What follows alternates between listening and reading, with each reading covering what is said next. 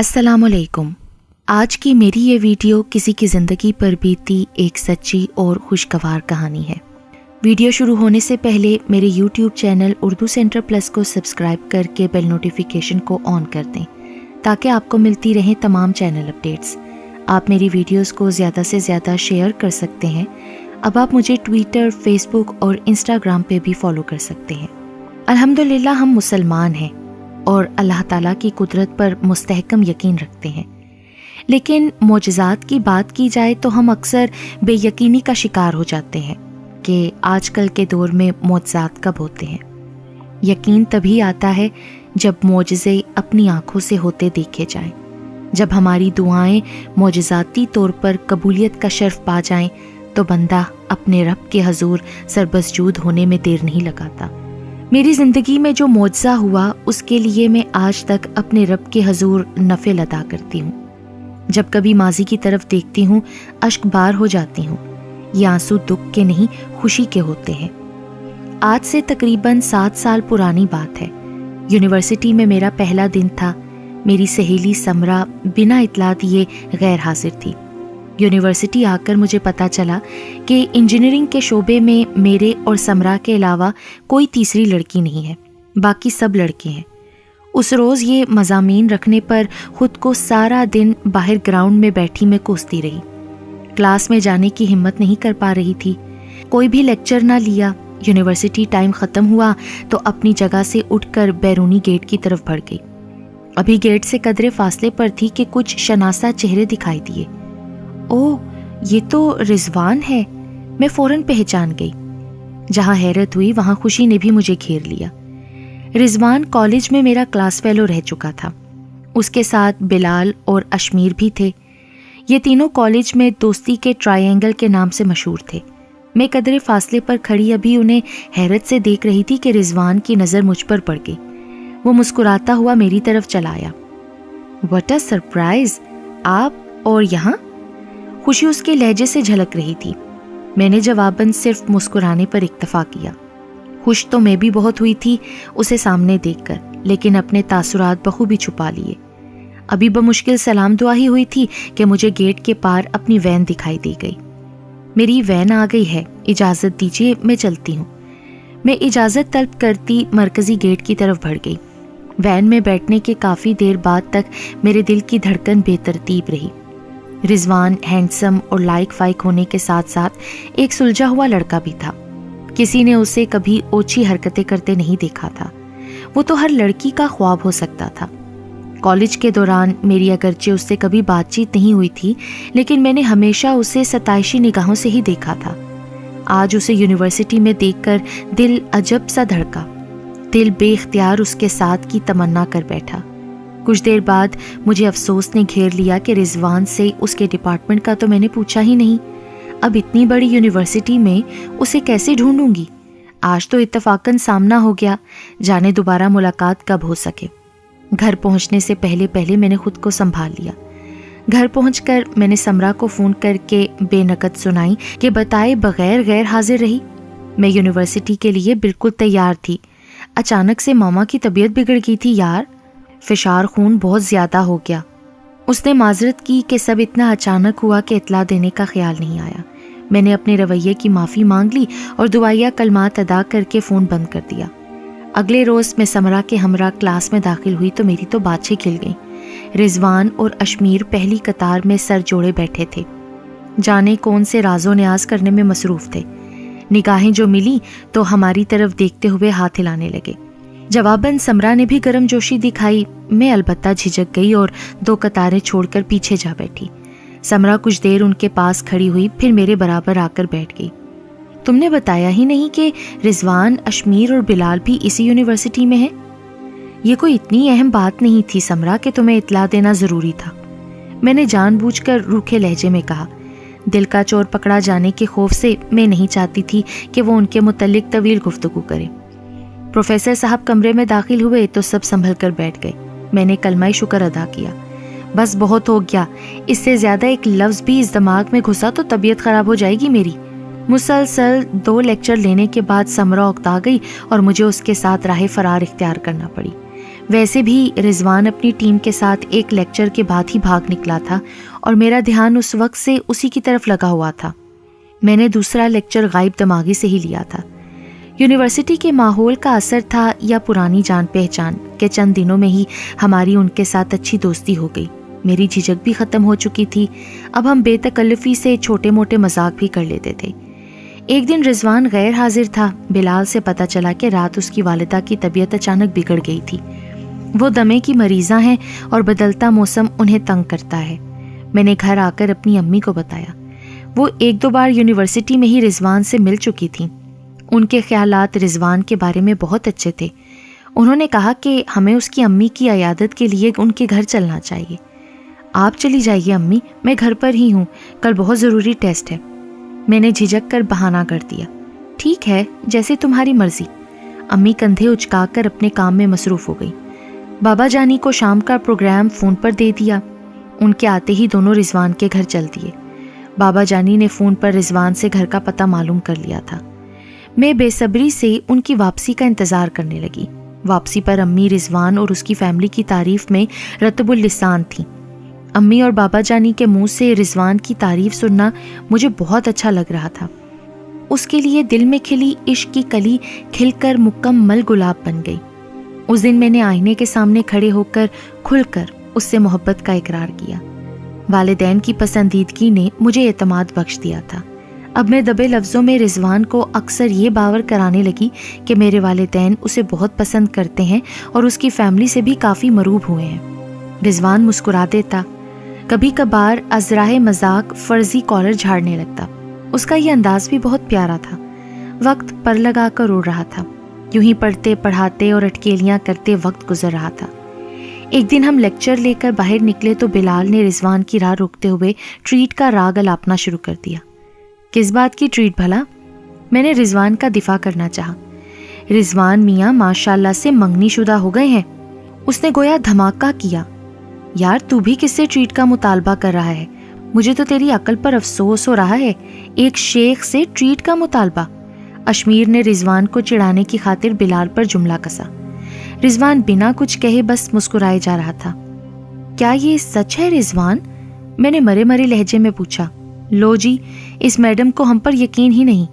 بلال نے مصنوعی خفگی دکھائی۔ کون ہے وہ؟ سمرا نے پہلی بار گفتگو میں حصہ لیا۔ موصوفہ جناب کی پھوپھی ذات ہیں، جواب اشمیر نے دیا۔ ویسے جسے کوئی منہ نہیں لگاتا اس کے حصے میں پھوپھی ذات ہی آیا کرتی ہے۔ بلال نے بھی پھپتی کسی۔ سب نے کہا لگایا۔ رضوان بھی برابر ہنسنے لگا۔ میرے چہرے کا تو رنگ فک ہوا جا رہا تھا، جسم بے جان ہونے لگا، دل تو جیسے دھڑکنا ہی بھول گیا تھا۔ رضوان یوں اچانک مجھ سے دور ہو جائے گا میں نے تو کبھی سوچا ہی نہ تھا۔ یہ خیال ہی سہان روح تھا اور یہ حادثہ بیت چکا تھا، وہ کسی اور کے نام ہو چکا تھا۔ چل یار جوس ہی پلا دے، نہ اتنا کنجوس بن۔ آج حاتم تائی کی قبر پر لات مار کر دکھا دے ان دنیا والوں کو۔ بلال اپنے مخصوص چلبلے انداز میں کہتا ہوا رضوان کو بازو سے تھامے کینٹین کی طرف چل دیا۔ ہم دونوں لڑکیاں بھی ان کے پیچھے ہو لیں۔ تمہیں کیا ہوا؟ طبیعت تو ٹھیک ہے نا تمہاری؟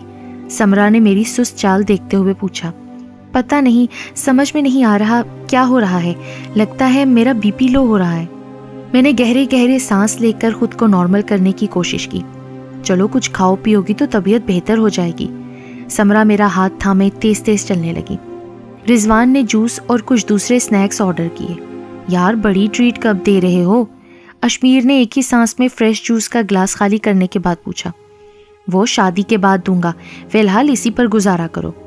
رضوان تنک کر بولا۔ میں تو اس کی صورت دیکھے جا رہی تھی، وہ کتنا آسودہ حال دکھائی دے رہا تھا۔ بے وفا، دل نے اسے الزام دینا چاہا مگر عقل نے اگلے لمحے سرنزش کر ڈالی کہ وہ بے وفا نہیں۔ اس نے تو کبھی اشاریہ کنائیہ بھی محبت کا اظہار نہیں کیا، کبھی کوئی ایسا عہد و پیمان نہیں باندھا تھا تم سے۔ قصور تمہارا ہی ہے، تمہاری یک طرفہ محبت کا ہے، اب بھگتو۔ میں نے فوراً اپنی غلطی تسلیم کر لی، واقعی غلطی میری ہی تھی۔ رضوان کے کردار میں کوئی جھول نہ تھا، لیکن اب اس دل کا کیا کروں؟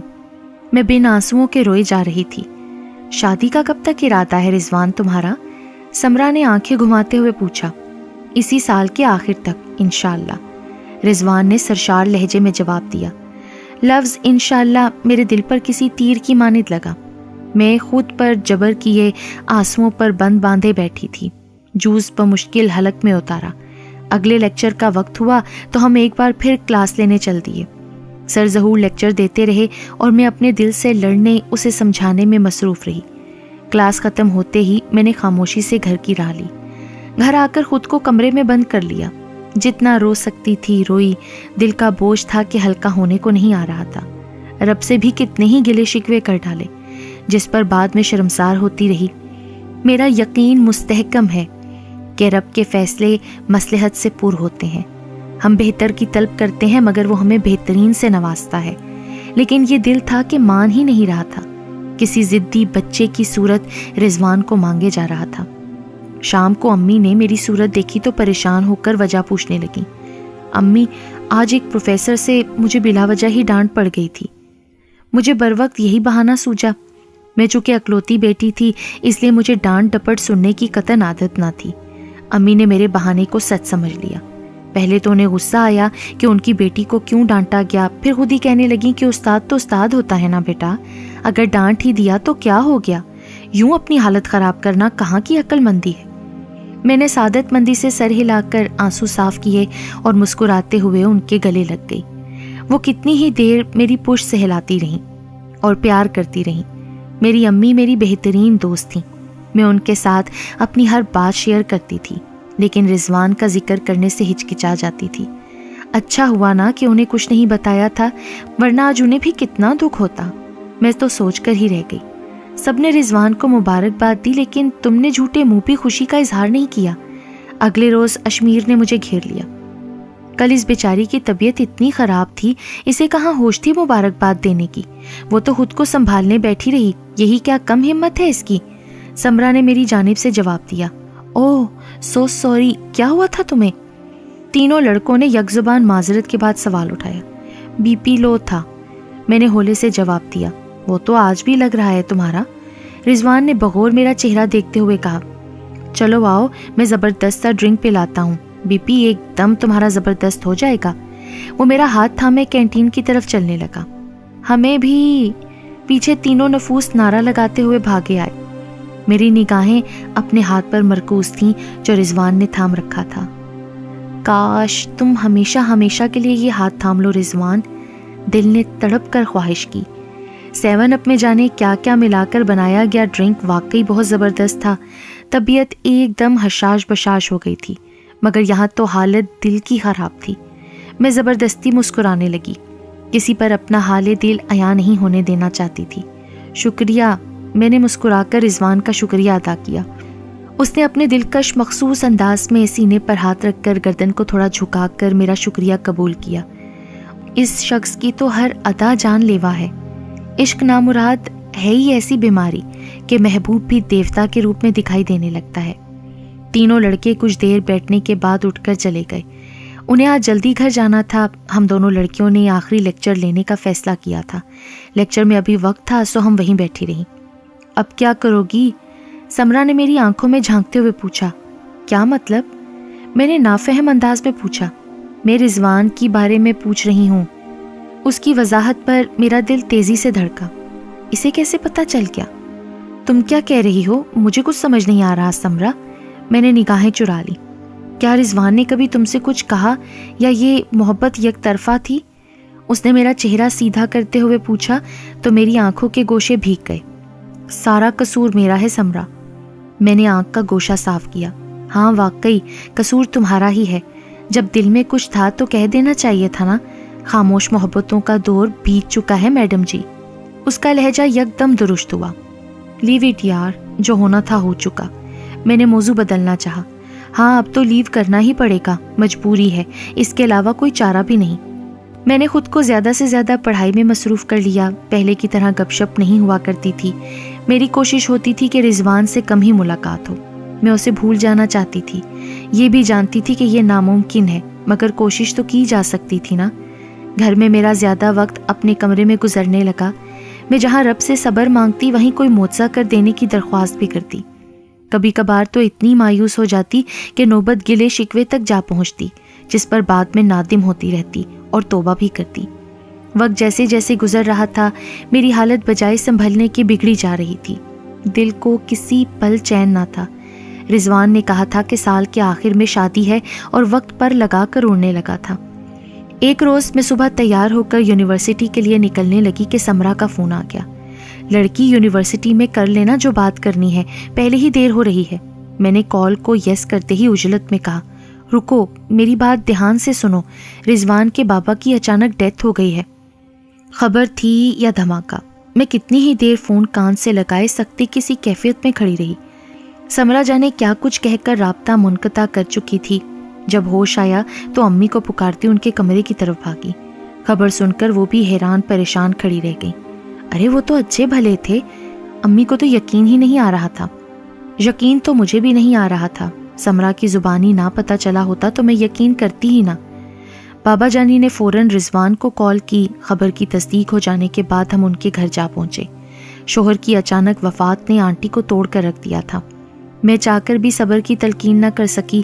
الفاظ دم توڑ گئے تھے، صرف آنسو تھے جو بہہ چلے جا رہے تھے۔ اس ہجوم میں رضوان سے بات کرنا مناسب نہ تھا۔ جنازے کے بعد ہم واپس آ گئے۔ اس کے بعد امی گاہے بگاہے ان کے ہاں چکر لگا لیتی۔ امی کی آنٹی کے ساتھ اچھی دوستی ہو چکی تھی۔ میری ملاقات رضوان کی منگیتر سے بھی ہوئی۔ روبی ایک خوبصورت لڑکی تھی، دونوں کی جوڑی ایک دم پرفیکٹ تھی۔ اسے دیکھنے کے بعد میرا دل مزید مغموم ہو گیا۔ میں قبول صورت لڑکی خود کو بہت کم تر سمجھنے لگی۔ میں اکثر سوچتی جس کی روبی جیسی حسین منگیتر ہو وہ بھلا کسی اور کی طرف کیوں دیکھے گا؟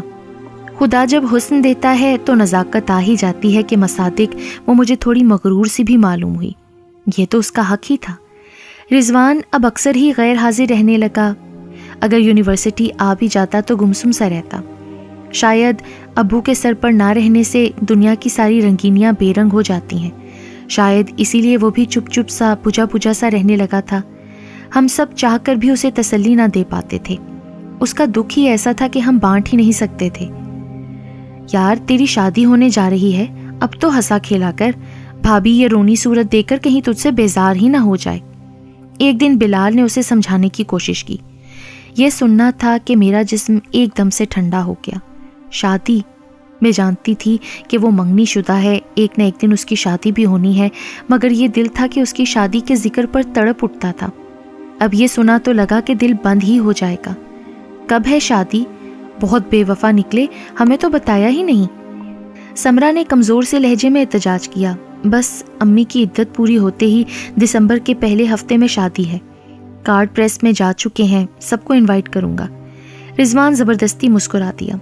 میری زبان پر تالے پڑ چکے تھے۔ اس روز گھر آ کر میں بہت روئی۔ شام کو پتہ چلا کہ امی کا بڑے بھائی کے ساتھ عمرے کا پروگرام بن چکا ہے۔ میں خفا ہوئی کہ مجھے کسی نے بتایا ہی نہیں۔ امی کا کہنا تھا کہ سب اچانک ہوا کہ بات کرنے کا موقع ہی نہیں ملا۔ امی عمرے پر چلی گئیں، اسی بہانے میں نے یونیورسٹی سے چھٹی لے لی۔ میں رضوان کا بالکل بھی سامنا نہیں کرنا چاہتی تھی۔ 15 روز کے بعد امی کی واپسی ہوئی۔ سب سے پہلے انہوں نے رضوان کے گھر جانے کی خواہش ظاہر کی۔ وہ اپنی سہیلی کے لیے اداس تھیں، انکار کرنے کے باوجود مجھے بھی ساتھ لے گئیں۔ دونوں سہیلیاں ایک دوسرے سے مل کر بہت خوش ہوئیں۔ آنٹی کا چہرہ مجھے مرجھایا مرجھایا سا لگا۔ سچ شکر کہ رضوان گھر پر نہ تھا، اس کی بڑی بہن آئی ہوئی تھی۔ میں نے وہاں آپ سب کے لیے بہت زیادہ دعائیں کی ہیں۔ بچوں کی پڑھائی، نوکری، نیک نصیب کے لیے بھی دعائیں کرتی رہی ہوں۔ پتہ ہے میں نے اللہ پاک سے اپنی بیٹی کے لیے رضوان جیسا ساتھی مانگا ہے۔ میری ماں نے بھولپن میں ہر بات کہہ ڈالی۔ آنٹی اور مونا آپی نے ایک دوسرے کی طرف دیکھا۔ میں گڑبڑا سی گئی۔ ماشاء اللہ سے کب کر رہے ہیں رضوان کی شادی؟ روبی بہت پیاری بیٹی ہے، اللہ پاک دونوں بچوں کے نصیب اچھے کرے، آمین۔ امی کے پوچھنے پر آنٹی نے بس مسکرانے پر اکتفا کیا اور چائے وغیرہ سرو کرنے میں مصروف ہو گئی۔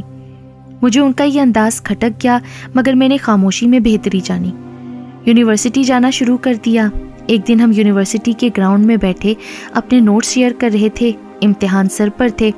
اچانک کشمیر اور بلال کے پیٹ میں بھوک کے مروڑ اٹھنے شروع ہو گئے۔ وہ دونوں کینٹین کی طرف چل دیے۔ سمرا اس روز چھٹی پر تھی، پیچھے میں اور رضوان تنہا رہ گئے۔ ویسے میں اتنے دنوں سے حیرت میں مبتلا ہوں کہ کیا دعائیں ایسے بھی قبول ہوتی ہیں؟ میں نے سر اٹھا کر نافہم انداز میں رضوان کی طرف دیکھا۔ آنٹی نے حرم میں کھڑے ہو کر دعا کی کہ انہیں رضوان سا داماد ملے، اور اللہ پاک نے رضوان ہی ان کی جھولی میں ڈال دینے کا فیصلہ کر لیا۔ وہ خوابناک لہجے میں بول رہا تھا اور میں ہونک بنی اس کی صورت دیکھی جا رہی تھی۔ سب کچھ سنتے ہوئے بھی اس کی باتیں میری سمجھ میں نہیں آ رہی تھیں۔ کیا مطلب ہے تمہارا؟ میں پوچھنا چاہتی تھی مگر زبان بالکل خاموش ہو گئی تھی۔ کیا تم بھی وہی چاہتی ہو جو آنٹی کی تمنا ہے؟ اس کے سوال پر میں تو سٹپٹا سی گئی۔ ہائے گائز، تم لوگ بھی انجوائے کرو۔ بلال نے سنیک کا ایک پیکٹ ہماری طرف اچھال دیا۔ ان کی آمد پر میں اپنے رب کے حضور سجدہ ریز ہو گئی۔ رضوان کنکھیوں سے مجھے دیکھتا رہا۔ اس کی آنکھوں میں شرارت ناشتی دکھائی دے رہی تھی۔ اس روز گھر پہنچی تو دھماکے دار خبر میری منتظر تھی۔ رضوان کی امی نے رضوان کے لیے میرا ہاتھ مانگا تھا۔ یہ کیسے ممکن ہے؟ روبی بیچاری کا کیا بنے گا؟ میں روبی کے خیال سے خوش بھی نہ ہو پائی، حالانکہ اس لمحے کے لیے میں دن رات تڑپی تھی۔ نام مت لو ان لوگوں کا، بیچاری نہیں تھی وہ۔ توبہ توبہ، مجھے تو حیرت ہوتی ہے کہ ایسے لوگ بھی ہیں دنیا میں۔ ہوا کیا ہے امی؟ مجھے بھی تو پتہ چلے۔ رضوان کے بابا کی ڈیتھ کے بعد ان کی بہن کو وہم ہو گیا کہ اب ان کی بیٹی کے ساتھ اس گھر میں اچھا سلوک نہیں کیا جائے گا۔ پہلے تو وہ لوگ تنگ کر کے اپنی مرضی کی بری یعنی دلہن کا سامان تیار کرواتے رہے، پھر اچانک مطالبہ کر دیا کہ حق مہر میں مکان ہماری بیٹی کے نام کر دیا جائے۔ انہیں اپنی بیٹی کی خوشیوں کی ضمانت چاہیے تھی۔ رضوان اور اس کی ماں نے سمجھانے کی بہت کوشش کی، مگر وہ تو جیسے ہر حد پار کرنے پر تلے ہوئے تھے۔ انکار کرنے پر سارے رشتے ناتے توڑ کر چلتے بنے۔ یہ تک پرواہ نہ کی کہ کارڈ تک بڑھ چکے ہیں۔ شادی میں تھوڑے دن ہی باقی رہ گئے تھے۔ امی تعصف اور حیرت سے ملی جلی کیفیت میں مجھے تفصیل سے آگاہ کر رہی تھیں۔ میری آنکھیں بھی مارے حیرت کے پھیلی جا رہی تھیں۔ جہاں اعتبار نہ ہو وہاں رشتے بنانا اور نبھانا بہت مشکل ہوتا ہے۔ ان لوگوں نے قسمت کا لکھا سمجھ کر خاموشی اختیار کر لی ہے۔ اب وہ تمہیں اپنی بہو بنانے کے خواہش مند ہیں۔ تم بتاؤ، تمہاری کیا مرضی ہے؟ ہم سب تو بہت خوش ہیں، لیکن تمہاری خوشی کے بغیر تو کچھ نہیں ہو سکتا نا بیٹا۔ امی اپنی بات مکمل کرنے کے بعد میرے جواب کی منتظر دکھائی دینے لگیں۔ پتہ نہیں، مجھے تو کچھ سمجھ نہیں آ رہی امی، جیسے آپ لوگوں کی مرضی۔ میں یہ کہہ کر مسکراتی ہوئی اپنے کمرے میں چلی آئی۔ وہ لمحہ جس کے لیے میں 1.5 سال تڑپی تھی، وہ عنایت ہوا تو میں خود کو حالات سمجھنے سے قاصر پا رہی تھی۔ رب کے حضور سجدہ ریز ہونے کا بھی ہوش نہ رہا تھا۔ رات تک میں بہت کچھ سوچتی رہی۔ آخر تنگ آ کر میں نے رضوان کا نمبر ملا لیا۔ تم روبی سے پیار کرتے ہو نا؟ حالات نے تمہارے درمیان جدائی ڈال دی، ورنہ تم کبھی جدائی کا سوچ بھی نہیں سکتے تھے نا۔ اب اس کے بغیر جینا مشکل ہوگا، لیکن جینا پڑے گا۔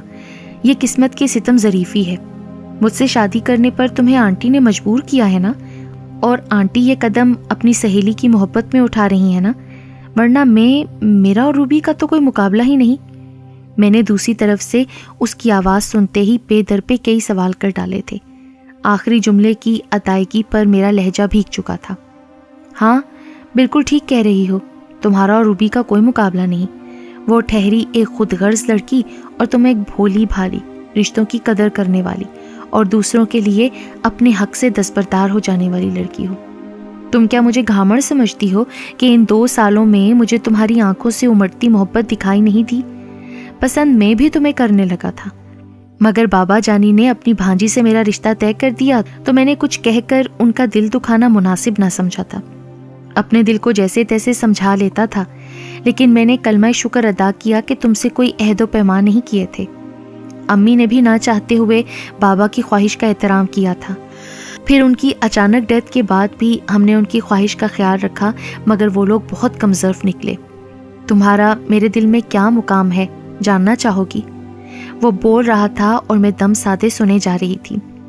اس کا آخری جملہ جو کچھ توقف کے بعد بولا گیا تھا سن کر میں ہڑبڑا سی گئی۔ نہیں، میں نے جھٹ رابطہ منقطع کر دیا۔ دوسری جانب وہ یقیناً مسکرا دیا ہوگا۔ اس کے بعد ہماری فلمی انداز میں جھٹ منگنی پٹ بیاہ ہو گیا۔ اسی تاریخ کو رخصتی ہوئی جو روبی کے ساتھ طے تھی۔ تعلیم ہم دونوں نے شادی کے بعد مکمل کی۔ آج 5 سال گزر جانے کے بعد بھی میں اس خوبصورت معجزے کے ہونے پر روزانہ شکرانے کے نوافل ادا کرتی ہوں۔ آج ہماری ایک بیٹی ہے اور میں دوسری بار امید سے ہوں۔ رب العزت کا جتنا شکر ادا کروں کم ہے۔ معجزے آج بھی ہوتے ہیں، مگر انسان کو نیک نیت ہونا چاہیے اور اللہ تعالیٰ پر مستحکم یقین ہونا چاہیے۔